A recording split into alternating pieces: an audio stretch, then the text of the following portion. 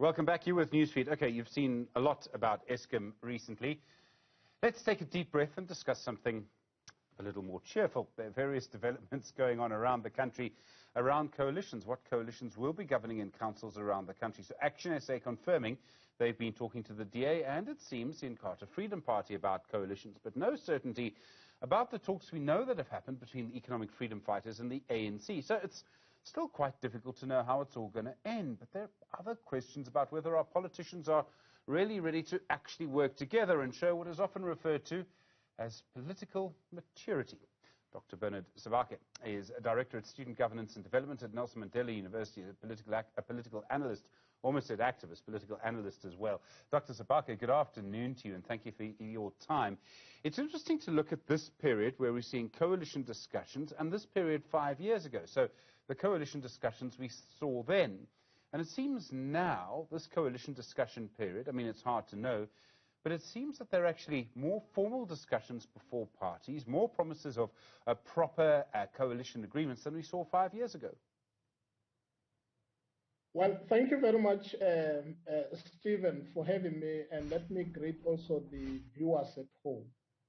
Of course, you are correct, because we have seen growth in a number of opposition parties, and really the kind of the election poll or the results thereof that have emerged out of the local government election recently have made the situation worse, that no outright majority, even on political parties that had a particular promise to can really have outright majority. And as a result, small political parties have a way to either combine themselves or either to join bigger parties in really making a sliding slate as far as the coalition is concerned. So I think it's an in thing, and really is going to be with us. It also explains the shift in the political party dominance by bigger parties in the elections poll, and indeed democracy's maturing at the side of the electorate. I mean, one of the big announcements that we've seen from the ANC, their leader, President Cyril Ramaphosa, said this week that they would ensure that any coalition would have a coalition agreement and that would be public. The Economic Freedom Fighters have said the same thing. Any coalition agreement would be public. I mean, this would be quite a big change. How important is that? At this particular moment, I think, Stephen, I will agree with you, because I think coalition at this particular point in time has been really postured. At the national level, it's actually a national project on the basis that all political parties have now started to really define themselves in terms of what are the set of principles that they will really want to work on. And I think that on its own, it must give us a maturity in terms of the experience that we might have had in the past 5 years in terms of the outcomes of the coalition that may be produced out of this current period in time. The problem really is sharing power, right? And our political leaders maybe aren't used to sharing power. I mean, I would think that all the bigger political parties really want to have the mayoralty. They want to have one of their people as mayor in Ekurhuleni or Joburg, Nelson Mandela, eThekwini, wherever it is. To get them used to sharing power, that they can't just be the mayor and do what their party wants, that they're going to have to do things that other parties want, even if they don't want to do that. Is it going to be quite tough to get them used to that idea, do you think? The bigger challenge, Stephen, is that that's where the question of political maturity comes from. Because it's about bigger political parties wanting to swallow the smaller parties and still decide on who has to really govern the municipality.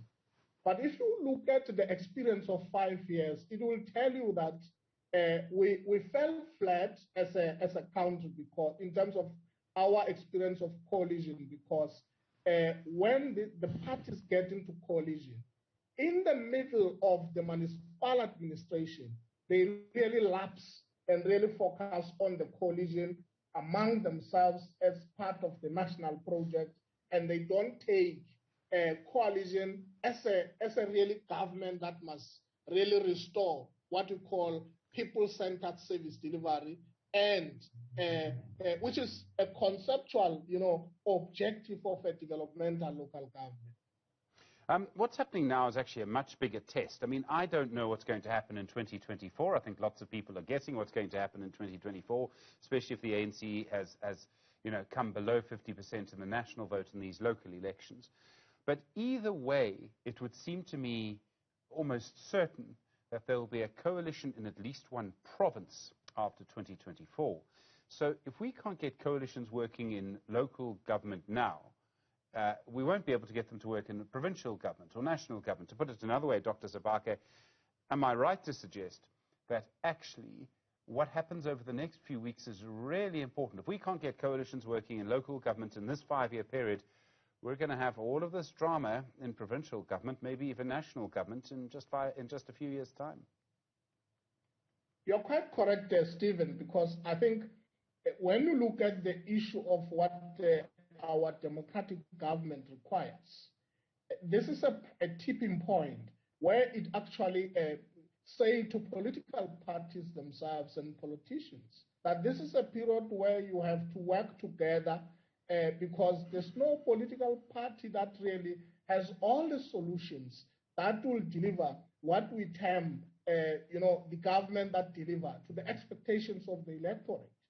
However, if we can't improve from the 5 years coalition that was experienced in some of the major cities in the country, we are moving at the point, indeed, correctly as you said it, that we'll have government that really is engulfed by chaos, and politicians are doing it for themselves. It's no longer about electorate, and that public trust decline even way further, and people will never have any meaning around what government means to them. How much is this also just people posturing for 2024? I mean, we've got the EFF and the ANC talking at the moment, but if the EFF goes into coalition with the ANC, there'll be consequences for the EFF in 2024.